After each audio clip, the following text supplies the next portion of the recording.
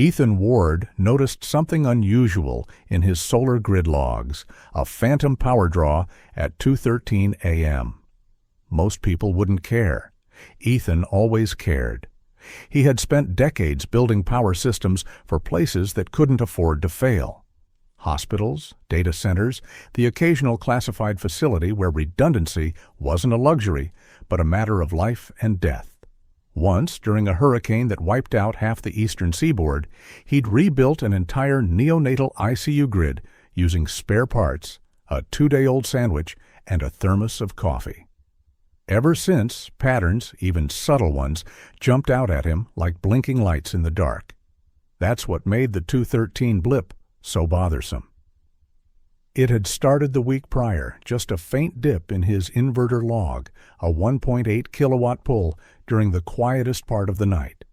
It wasn't enough to trip anything, not even enough to notice if he hadn't been scanning old data sets out of habit. But it kept happening. Same hour, same intensity. 4 nights in a row. By the 5th night, Ethan was checking his circuits manually. The HVAC was off. The fridge was running as usual. Battery cycling was minimal. Even the hot tub, an indulgence he only used twice a year, had been powered down for weeks. Outside, Rockridge Valley slept in its predictable hush. The cul-de-sac was quiet, except for the occasional hum of an irrigation timer or the chirp of a porch light sensor. Sprinklers clicked to life in rhythmic bursts down the block, feeding lawns that were more for show than soil. Ethan stood in his robe, barefoot on his back patio, looking out into the dark. His fence line was clean, except for one detail: an orange extension cord. It hung like a lazy vine, slinking from the other side of the fence toward the base of his tool shed. He squinted. That side of the fence belonged to Karen Bellwether. Karen had moved in 2 years ago after a loud, chaotic divorce that played out like a soap opera in the HOA's gossip column. Since then, she'd become something of a fixture, a woman who weaponized charm and brunch in equal measure. Ethan had learned to avoid her. Everyone had. But this was new. He followed the cord with his eyes, then stepped forward until his foot touched the wood chips near the shed. No visible plug, no clear source, just a suspicion. The next morning, he ran a test. He turned off every outdoor breaker except one, then monitored his log like a hawk. At 2:13 a.m., the draw returned. Identical numbers. He didn't sleep after that. By 6 a.m., he was outside with a notebook and his camera. The cord was gone, retracted, as if it had never been there. But he knew what he saw. And then, just beneath the shadow of the hydrangeas, he spotted something else. Tire tracks, small, narrow, patterned like those on an ATV. They led away from the shared fence, curled through a patch of soft grass, and vanished into Karen's side yard. At the corner of the shed, the mulch had been disturbed, just enough to suggest someone had lifted and replaced it in a hurry. Ethan crouched down and brushed aside a clump. His fingers landed on something cold and slightly indented, a faint depression in the soil where a plug might have rested. He took a photo, then 2 more. A quick scan of his logs confirmed what he feared. The draw had increased slightly over time. Whatever it was charging longer, or more often. He stared at the fence. The HOA had rules, plenty of them, one about lawn height, one about flagpole placement, one particularly passionate clause about paint colors for mailboxes. But when it came to things like this, quiet, invisible theft, they were all but useless. He had once asked for a clarification on shared fence maintenance and received a reply 6 weeks later referencing bylaws from 1998. Still barefoot, he returned to the house and made coffee. His thoughts were as organized as the schematics that lined his home office wall. No rash actions, no confrontation without confirmation. But the next step was clear. That afternoon, he walked the long curve of the sidewalk, paused at Karen's decorative stepping stone path, and rang the bell. She opened the door in yoga pants and sunglasses, a tall mimosa in one hand, phone in the other. The scent of tanning lotion and citrus wafted through the air. "Oh, that?" she said, smirking when he brought up the outlet. "It's just a little juice." "Relax, you're such a tech guy." That's what she said. That's when Ethan knew this wasn't ignorance, it was entitlement. The words had stuck with him all day, clinging to the corners of his mind like static. He hadn't gone to her porch to start a fight. He just wanted to give her a chance to admit it, maybe even apologize. But Karen had brushed it off with a wave of her drink and a tone that made it clear she thought she was being generous, not taking. That night, as the sprinklers clicked on in the neighbor's yard and a fine mist hissed through the quiet heat, Ethan stood near his own fence and watched. The grass was still damp from the earlier cycle, the air holding onto its warmth with a stubborn grip. He stared at the place where the cord had once slinked across and followed its ghostly path in his mind. What if electricity could water karma? By the time he returned to the garage, his mind had already mapped out the circuits. He turned on the overhead bulb, rolled up his sleeves, and cleared space on his workbench. Behind a row of labeled tool drawers, he pulled out a small plastic bin labeled Project RF Switch, aborted, the perfect place to begin. He didn't want revenge. Not really. He wanted design, precision, a response that wouldn't escalate, but would instruct. A silent correction written in resistance and ohms. The next day, tucked between an ad for gutter cleaning and a Save the Clubhouse flyer, he found the letter. "Dear Mr. Ward," it began, in font too formal for what followed. "We have received a complaint from a neighbor concerning unauthorized installations near a shared fence line. The complaint alleges the use of intimidating or hazardous devices. We urge you to consider neighborly harmony." It was signed in looping cursive by Janice from the HOA board. No signature from Greg, the president. No inspection, just a warning, preemptively siding with whoever had the loudest voice. Ethan folded the letter slowly and placed it on his kitchen counter. He didn't even sigh. That evening, he got to work. He mounted a dummy outlet box to the side of the shed, positioned just close enough to the fence to look like an oversight. The conduit ran down into the mulch, but inside the box was a carefully tuned impedance loop, safe for humans, pets, even squirrels. But not for chargers. Anything drawing more than 3 amps would short. He ran an extra wire from the circuit to a separate relay he'd mounted beneath the flower bed. That line connected to a zone valve on his sprinkler system, one that fed a short, isolated section of turf directly against the fence. He programmed it to trigger a 6-second blast if voltage spiked. Subtle, reversible, legal. Next came the logger. He hollowed out a decorative garden gnome that had once belonged to his mother. The inside held a Raspberry Pi, motion sensor, and a tiny camera module with a night vision adapter. It was crude, but effective. The gnome faced the dummy outlet with a look of cheerful oblivion. Every plug-in event would be time-stamped, every spike recorded. Ethan set the alerts to ping his phone. By midnight, the system was live. He sat in his home office, sipping green tea, the lights low, the live feed from the gnome's lens glowing softly on his monitor. The rest of the neighborhood was asleep. A lone car rolled past in the distance, tires whispering on warm pavement. At 2:17 a.m., the voltage spiked. The screen flashed. The camera lit up in grayscale. A figure, blurry, hoodie up, plugged a cord into the outlet and stepped back. The readings jumped. 2.7 kilowatts. The loop tripped. The water valve opened. Through the speaker feed, Ethan heard the telltale hiss of sprinklers. Then a shout, high-pitched, wet. Karen. The charger sparked. A soft pop filled the audio. The figure yanked the cord and stumbled back, feet slipping on wet concrete. Water streamed against the fence, catching the camera lens with glistening streaks. The shadow darted away. Ethan sat back and took a slow sip of tea. The footage was time-stamped, logged, and saved to a folder labeled Fence Incident 01. He didn't smile, not outwardly. But there was a certain satisfaction in seeing a plan function exactly as designed. Morning came warm and clear. Birds chirped. Lawnmowers started up. A delivery truck idled at the corner. Ethan stood at his front porch, mug in hand, watching the street stretch into a hazy shimmer. The peace lasted until 10:42 a.m. when a white sedan pulled into his driveway and a man in khakis stepped out, clipboard in hand. The man adjusted his sunglasses and cleared his throat. "Mr. Ward, we received another complaint about electrical tampering." It started with a fridge.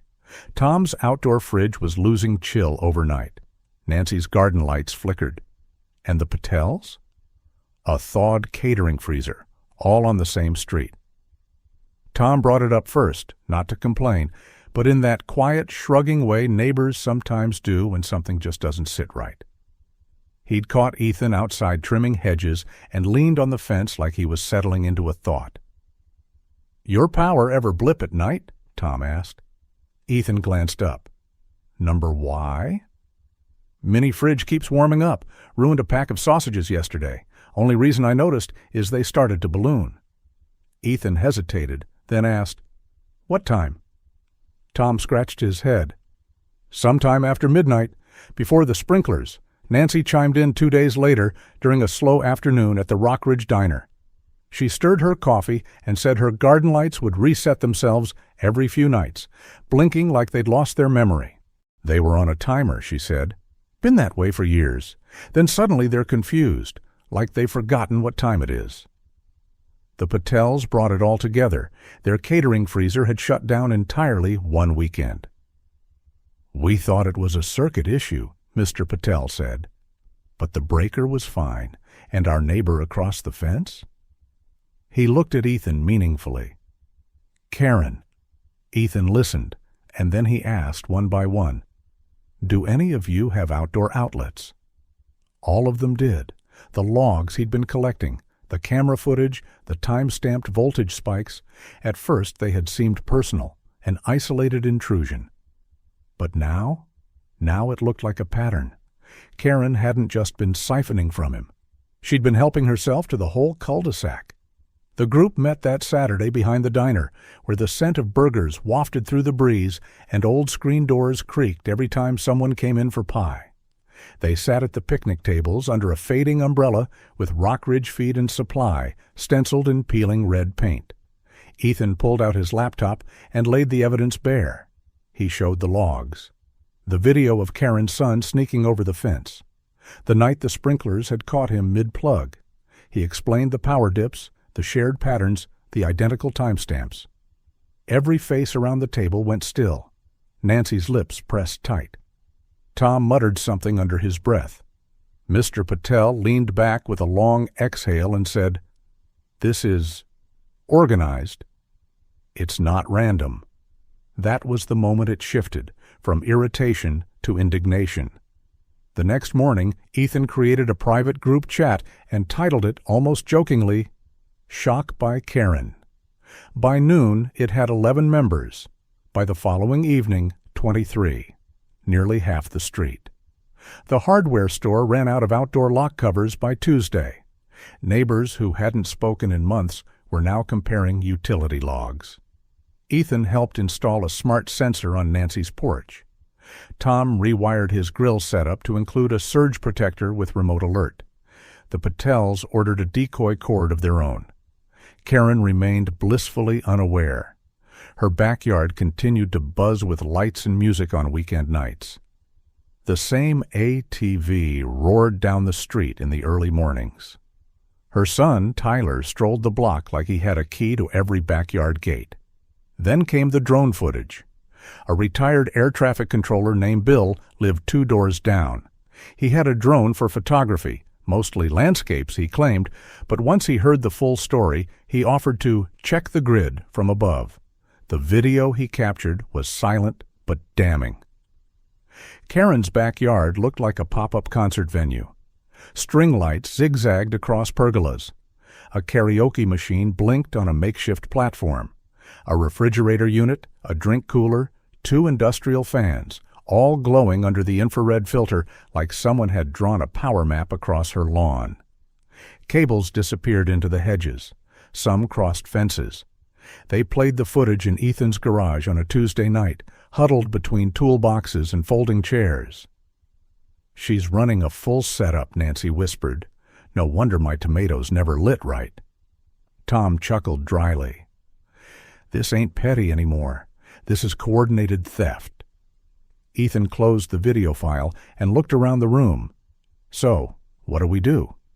There was a pause. Then Mr. Patel said, "We show them." Everyone nodded. "The group agrees. At the next HOA meeting, they show everything." For once, the HOA meeting wasn't about mailbox paint or hedge height. It was about stolen electricity and who was finally going to pay for it. The clubhouse hadn't seen this many people in years. Folding chairs filled the small space wall to wall, a few dragged in from someone's garage to accommodate the overflow. A single oscillating fan wheezed in the corner like it regretted waking up. In the center of the room sat a half-full punch bowl, sweating into a paper doily. Ignored. Ethan sat near the back, his laptop case at his feet, the corners of a manila folder peeking out. To his left, Nancy scribbled notes with a pen that had tiny sunflowers taped around its barrel. Tom cracked his knuckles one by one. The Patels sat upright, Mr. Patel holding a printed spreadsheet like it was evidence in court. Karen strolled in last, wearing sunglasses despite the fluorescent lighting and a pink windbreaker that practically glowed. She took a seat in the front row and crossed her legs slowly, like she expected cameras. Greg Sandin cleared his throat from behind the podium. "All right, everyone. Welcome. I'd like to call this meeting to order. First item, He looked down at his note cards, shuffled them unnecessarily, then sighed. "There's been a formal request to address a neighborhood concern involving utility usage and alleged unauthorized connections." He didn't meet anyone's eyes. Tom stood first. "I've lived on Parkside Court for 11 years, he began, "and I never once thought I'd have to explain to my HOA why my mini fridge keeps cooking meat at 2 in the morning. A few quiet chuckles broke the tension. Tom held up a page. "Here's a log. Voltage dip at 2:13 a.m. Matches exactly with footage Ethan collected from his own property. Same night, my fridge dropped. Same night, his log spiked." He passed the page to Greg, then nodded to Nancy. She stepped forward and clicked her phone against a USB port on the projector setup. "This is a composite timeline," she said. 6 houses. All show small but consistent power fluctuations between 1:50 and 2:30 a.m. over 2 weeks. Most of us didn't even realize it. But when you overlay them... She clicked again, and a spreadsheet appeared. The pattern's impossible to ignore. Karen shifted in her seat. Mr. Patel stood next. "We lost $600 in perishable goods during a wedding weekend. Freezer died overnight. We assumed equipment failure, but now we believe it was power loss caused by a siphoned draw." He held up a copy of his utility bill and nodded to Bill, the drone guy, who was already walking toward the laptop. The video began to play. The drone hovered smoothly above rooftops, catching a quiet night in eerie gray scale. Then it zoomed in. Karen's backyard exploded into view. Strings of lights crisscrossed a wooden trellis. A karaoke machine blinked with blue and red LEDs. A mini fridge glowed faintly next to a drinks table. Cables ran like veins through the yard, some disappearing under the fence. Murmurs filled the room. Someone gasped audibly. Karen stood. "This is harassment. You're all obsessed with me." Greg raised both hands. "Karen, please. I pay my dues like everyone else," she continued, voice climbing. "I have every right to use community power. That's what HOA fees are for, right? It's not like I'm stealing." Nancy turned slowly. "You plugged into Ethan's private grid." Karen scoffed. "He has solar. He doesn't even notice." Tom muttered, "There it is." Greg looked like he wanted to disappear. He shuffled his cards again, then finally set them down. I think we've heard enough," he said quietly. A pause. Then another board member, a woman in a denim jacket with a HOA badge clipped on, spoke up. "We warned her," she muttered. Greg exhaled. "All in favor of suspending Karen Bellwether's HOA privileges pending a full investigation?" Hands went up, almost every hand in the room. Greg looked down again, then added, "We will also file a recommendation to the City Utility Board to review potential violations." Karen stared, jaw open, then gave a short, incredulous laugh. "This is a joke. You're all just jealous. You want to punish me for being efficient." She grabbed her purse, swung around, and, right before reaching the door, knocked over a folding chair with a flick of her heel. It clattered to the floor with a metallic rattle. Nobody said a word. Greg, visibly sweating, walked over to the punch bowl and raised a ladle awkwardly. "Anyone want punch?" Silence. The room emptied slowly, murmurs trailing behind like a gentle storm had passed. Ethan stayed back a moment, watching as Greg collapsed into a chair and wiped his forehead. The projector screen faded to black. The next morning, a man in a crisp uniform knocked on Ethan's door and handed him a certified envelope. Return address, City Utility Board. Karen is officially under investigation for multi-source utility theft. No more backyard karaoke, no more garden spotlights. For once, Rockridge Valley slept peacefully, and it was glorious. The nights had returned to a hush so complete, even the cicadas seemed to chirp softer. Sprinklers clicked on at 3 a.m. as usual, casting gentle arcs across trimmed lawns.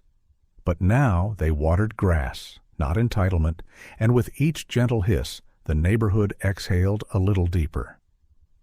Ethan moved through his garage in the early afternoon light, the scent of solder mingling with jasmine tea that sat steeping beside a schematic for tamper-proof outlet housings. A half-finished project lay spread out across his workbench, wires coiled like sleeping snakes. His tools were laid out with the precision of someone who found peace in function.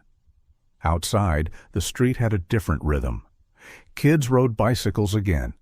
Mr. Latham across the street watered his begonias while humming something old and country. The silence left in Karen's absence had made room for softer sounds. She hadn't moved out, but she might as well have. The city had issued its ruling 3 days after the HOA meeting, an $1,800 fine for unauthorized use and rewiring of residential utility systems, accompanied by a formal notice to remove any illegal modifications. It had arrived in a thick envelope with an embossed seal and a tone that couldn't be argued with. The following morning, Karen's son Tyler was seen dragging a coil of extension cords to the curb. No more sneaking through shadows. No more nighttime plug-ins. The ATV hadn't been spotted since. Word spread quickly. Gwen Carter, a retired fire captain with a fondness for accountability and breakfast meetings, announced her candidacy for HOA president. She didn't campaign, she simply offered clarity. A single page posted on the community board. Respect the rules, protect your neighbors. No favorites. Greg didn't put up a fight. He resigned with a short, uneasy statement about changing times and community values. Most people forgot it by lunchtime. On Election Day, Gwen won unanimously. Within a week, the bylaws were rewritten. Inspection tags became mandatory for all outdoor outlets. Surge protection became a requirement for any shared fence installations, and a new clause was added without ceremony or debate.